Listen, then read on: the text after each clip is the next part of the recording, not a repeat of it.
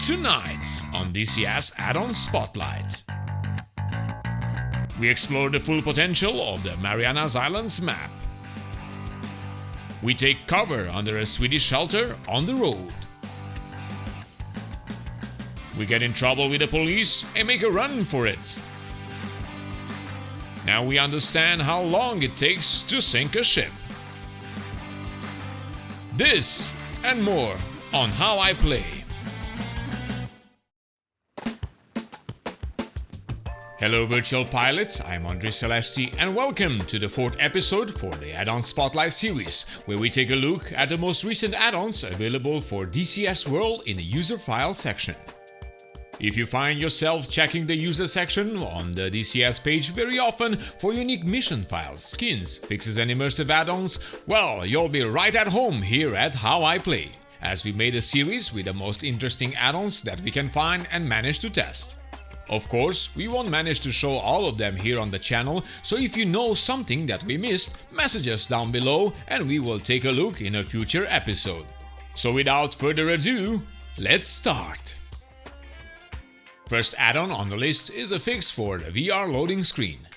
No more jitter when in VR for the loading screen. Now that's more like it. Now most of us know that the loading screen is one of the most annoying parts of DCS in VR. It starts to flicker and jitter wildly within the VR headset. This is likely caused due to performance spikes during loading and resulting dropping frames. Well, Wing Hunter has a solution.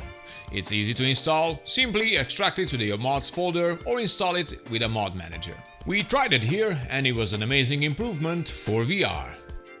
And sticking with virtual reality in our minds, we have the LHA Tarawa deck upgrade.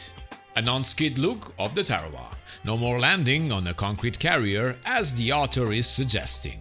It is an improvement for VR users as well. The markings are way more visible and textures look really great even from afar. It's also a simple installation in the livery folder for the carrier. This one is a keeper. Moving on, Minsky brings us the Marianas Smart Pack. A set of kneeboards compiled from a wide variety of official sources.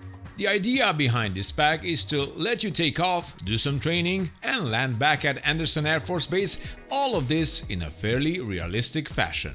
Some things had to be reworked and simplified for DCS, with a day and night variant of the kneeboards and data on the Marianas aerodromes. The pack includes the detailed charts of Andersen Air Force Base and everything you need to meaningfully fly and train on the Marianas Islands.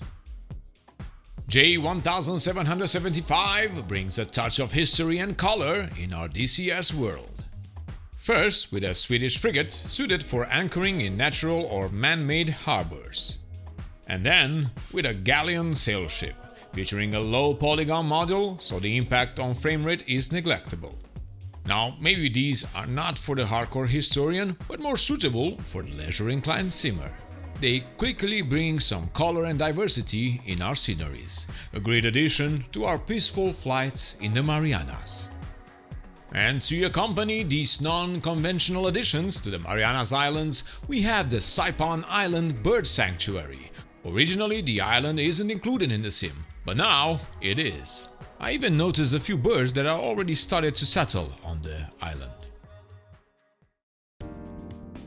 Next is a World War II plane identification kneeboard.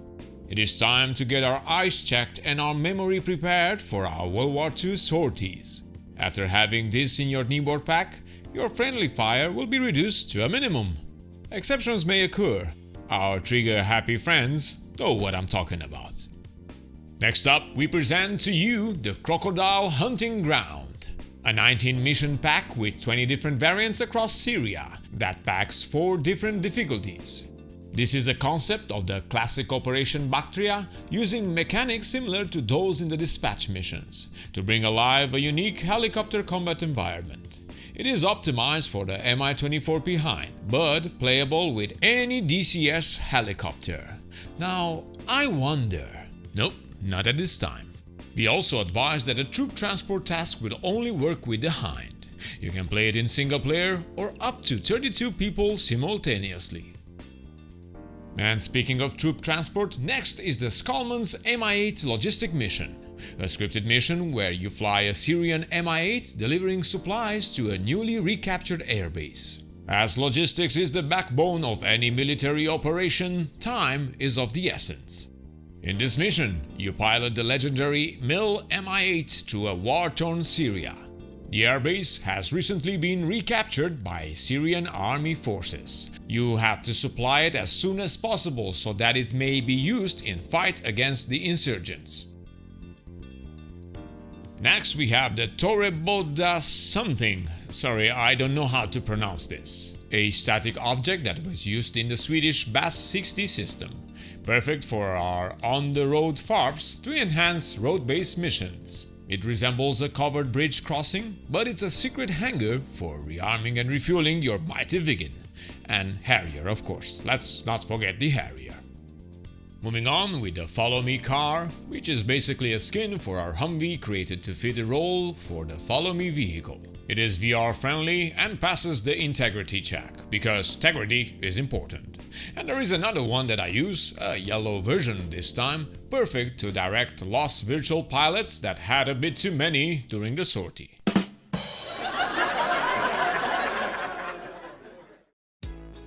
And now, part of the Civilian Asset Pack, the Nautical Edition by 8-Ball, a pack that contains some amazing units and models for our mission creation. Featuring a LNG tanker, container ship, old vessel, trawler, fishing vessel, offshore supply ship, and 2 types of yachts.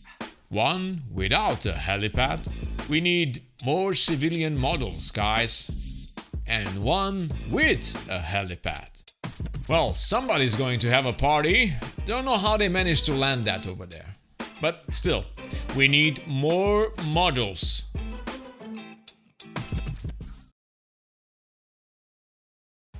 And we got 3 types of buoys, mooring, navigation, and weather data, and 6 sinking ships.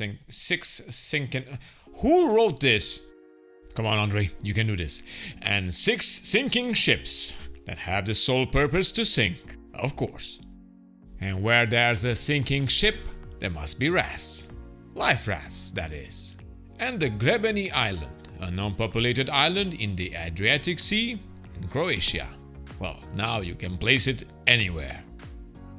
From the same author, we have an European sedan, police civilian versions, with working beacons that are linked to the alarm state of the unit. The UAZ 452, perfect for those suspected vans on the roads.